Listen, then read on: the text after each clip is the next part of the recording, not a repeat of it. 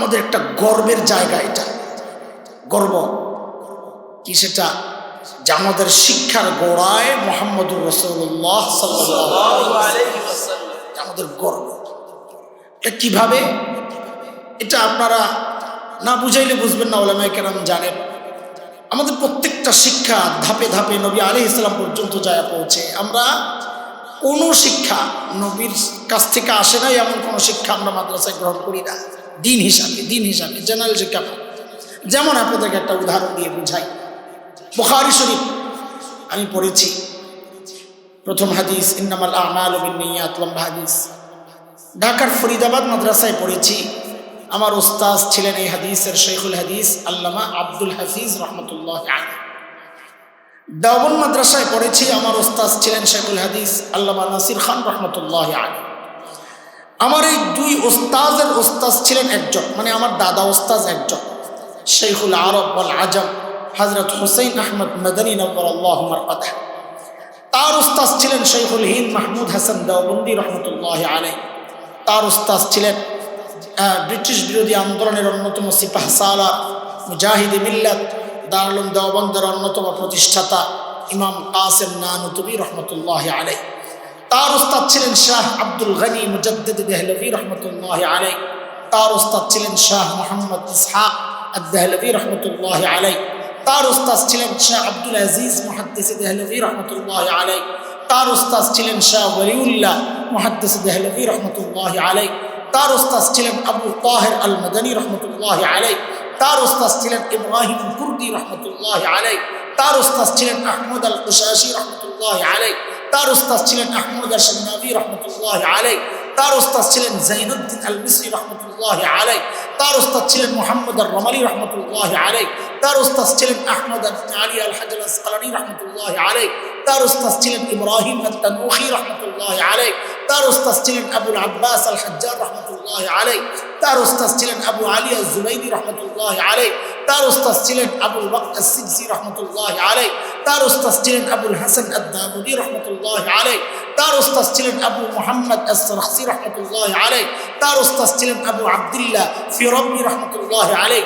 তার উস্তাদ ছিলেন মুহাম্মদ ইবনে ইসমাঈল ইমাম বুখারী রহমতুল্লাহ আলাইহি। তার উস্তাদ ছিলেন হুমায়দি রহমতুল্লাহ আলাইহি। তার উস্তাদ ছিলেন সুফিয়ান আস-সাউরি রহমতুল্লাহ আলাইহি। তার উস্তাদ ছিলেন ইয়াহইয়া ইবনে সাঈদ আল আনসারী রহমতুল্লাহ আলাইহি। তার উস্তাদ ছিলেন মুহাম্মদ ইবনে ইব্রাহিম আত-তাইমি রহমতুল্লাহ আলাইহি। তার উস্তাদ ছিলেন আলকামা ইবনে ওয়াক্কাস আল-লাইসি রহমতুল্লাহ আলাইহি। তার উস্তাদ ছিলেন উমর ইবনুল খাত্তাব রাদিয়াল্লাহু আনহু। তার উস্তাদ ছিলেন মুহাম্মদুর রাসূলুল্লাহ সাল্লাল্লাহু আলাইহি ওয়াসাল্লাম। প্রত্যেকটা মাদ্রাসাওয়ালার গর্ব যে আমাদের শিক্ষার গোড়ায় মুহাম্মদ। আপনাদেরকে জিজ্ঞেস করলে কি জবাব দিবেন বলেন? বাহাদুরি তো অনেক করি আমরা, বরং এই গর্বের পরিচয় যারা ধারণ করতে পারে তাদেরকেই আমরা সেকেলে গাইয়া সমাজের সবচাইতে নিচু এবং সমাজের জন্য বোঝা মনে করি। অথচ আমরা মনে মনে কি শান্তিতে আছি, মুখটা খুইলা দেখাইতে পারলে সব মাদ্রাসায় ভর্তি হয়ে যেত। কসম আল্লাহ। কেন এত আনন্দ? আমি শেষ দিকে যদি সময় থাকে, আপনাদের যদি এনার্জি আর আগ্রহ থাকে, বলতে থাকবো ইনশাআল্লাহ। আপনারা যারা জেনারেল শিক্ষায় শিক্ষিত, আমি আবারও বলছি, ভুল বুঝেন না, আপনাদেরকে কষ্ট দেওয়ার জন্য কথাগুলো বলছি না। আবারও বলি, হৃদয়ে আফসোসের আগুন জ্বালাইতে বলতেছি। বুঝতে আসছে না কথা? আফসোসের। আপনারা এই পরিচয় দিতে পারেন না। কেন পারেন না? আপনার অধিকার, এটা আপনার অধিকার ছিল, এটাই পরিচয় আপনার দেওয়ার কথা। কারণ আল্লাহ নবীকে আপনার শিক্ষক বানাই তো পাঠাইছেন। আল্লাহ বলেছেন, আমি যে আয়াত পড়েছি 164 আয়াত, লাকাদ মান্নাল্লাহু আলাল মুমিনিনা ইয বা'আসা ফীহিম রাসূলান মিন আনফুসিহিম ইয়াতলু আলাইহিম আয়াতিহি ওয়া ইউযাক্কিহিম ওয়া ইউআল্লিমুহুমুল কিতাবা ওয়াল হিকমাহ ওয়া ইন কানু মিন ক্বাবলু লাফী দালালিন মুবিন।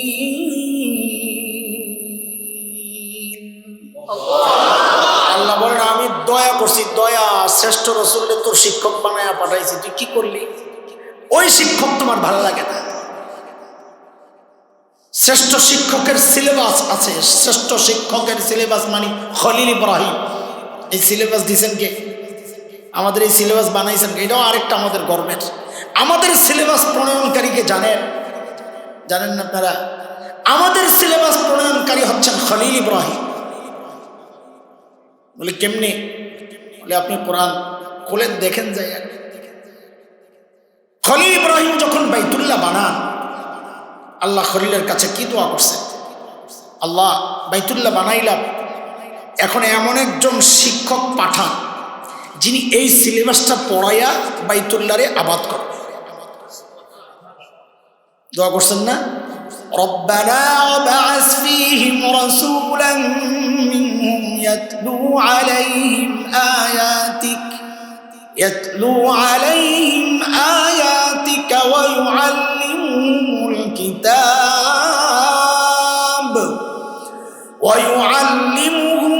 কিতাবা ওয়াল হিকমাতা ওয়া ইউযাক্কিহিম ইন্নাকা আনতাল আজিজুল হাকীম।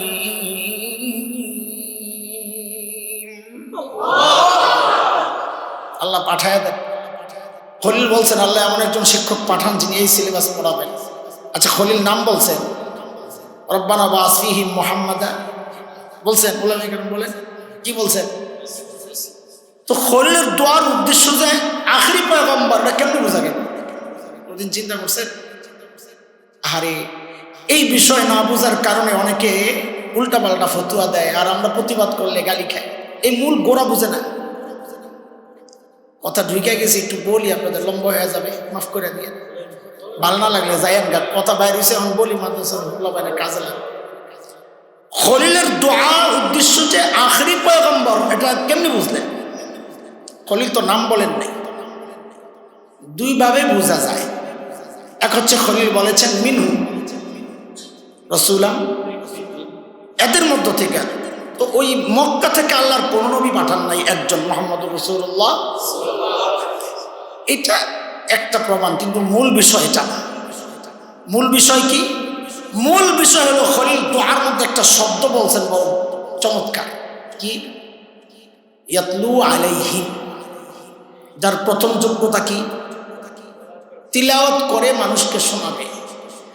এটা দ্বারাই বোঝা যায় খলিল আখেরি পয়গম্বরকে চাইছেন। কেমনে বুঝলেন? কারণ কোরআনুল কারীম ছাড়া অন্য কোনো আসমানি কিতাবের তিলাওয়াতের সিস্টেমই, বুঝেন, মনোযোগ হারায়েন না, অনেক জরুরি কথা। বেজালটা কোন জায়গা থেকে শুরু হয় দেখেন। কোরআনুল কারীম হচ্ছে একমাত্র কিতাব যে কিতাবের তিলাওয়াতের সিস্টেম আছে। কেন এটা? অন্য আসমানি কিতাবের তিলাওয়াতের সিস্টেম নাই। কেন? কারণ তিলাওয়াতের সম্পর্ক শব্দের সাথে। কার সাথে? অন্য কোনো আসমানি কিতাবের শব্দগুলো আল্লাহর না, যার কারণে এগুলোকে বলা হয় কিতাবুল্লাহ। আল্লাহর বিধান আসছে, দুনিয়ায় অটোমেটিক লেখা হয়ে গেছে।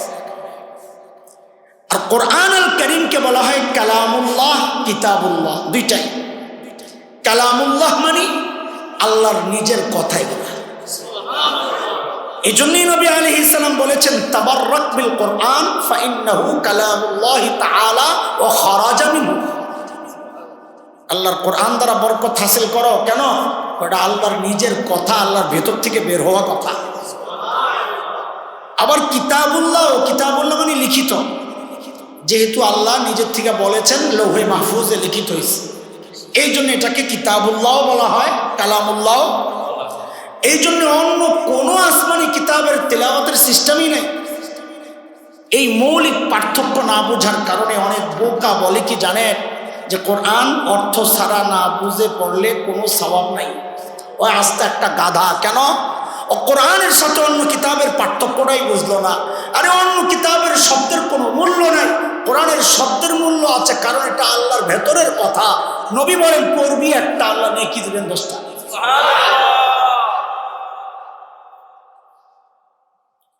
মূল ঝামেলাটা বুঝছেন নি আসলে আপনারা।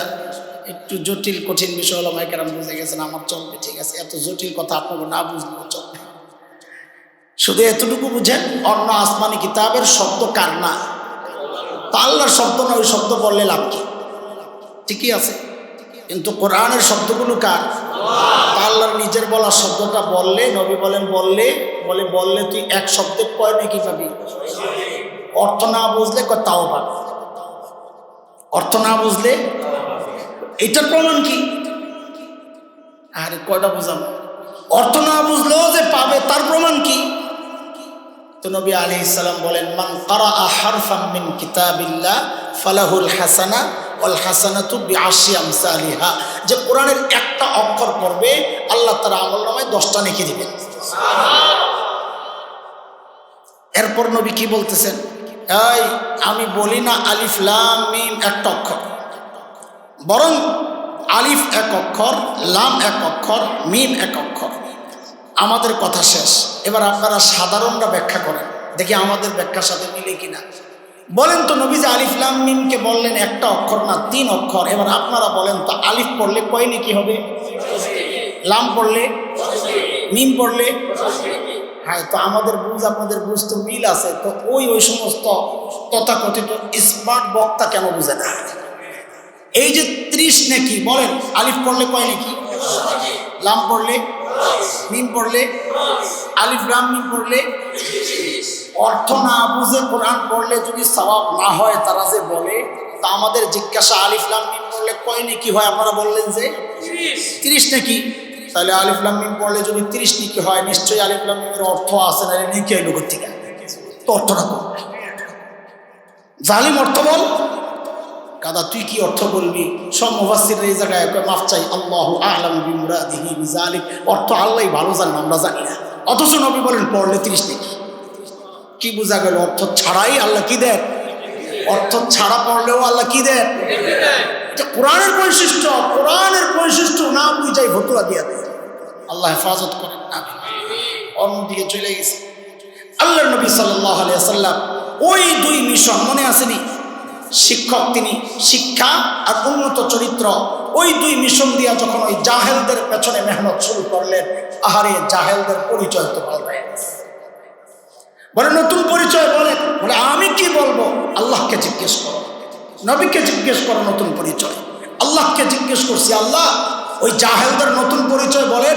তো আল্লাহ বলতেছেন, সীমাহুম ফি উজুহিহিম মিন আসারিস সুজুদ। বলে তাদের চেহারার মধ্যে সেজদার চিহ্ন দেখবা। বলে সেজদার চিহ্ন তো বাহির দিয়া, তার মাহিনী বাহিরে ফিটফাট, ভেতরে সদরঘাট কিনা? আল্লাহ বলেন না না, আমার নবীর সাহাবীরা বাহিরও 1 নম্বর, ভেতরেও 1 নম্বর। বলে বাহিরটা তো বুঝলাম, ভেতরটা কেমনি বুঝবো? আল্লাহ বলেন আমি তো জানি। কার কথা? সূরা হুজরাতে আসছে, আল্লাহ বলেন উলাইকাল্লাযীনা ইমতাহানাল্লাহু কুলুবাহুম লিত্তাকওয়া লাহুম মাগফিরাতুন ওয়া আজরুন আযীম।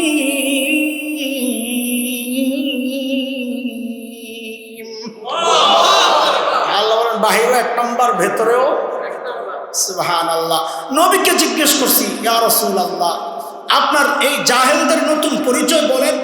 তো নবী বলেন, ওই ওদেরকে আর জাহেল বলিস না, এরা জাহেল না, আসহাবী, এরা আমার সাহাবী।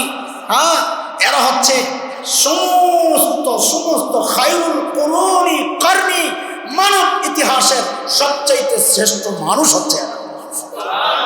খায়রুল কুরুনি করনি, এরা শ্রেষ্ঠ মানুষ হয়ে গেছে।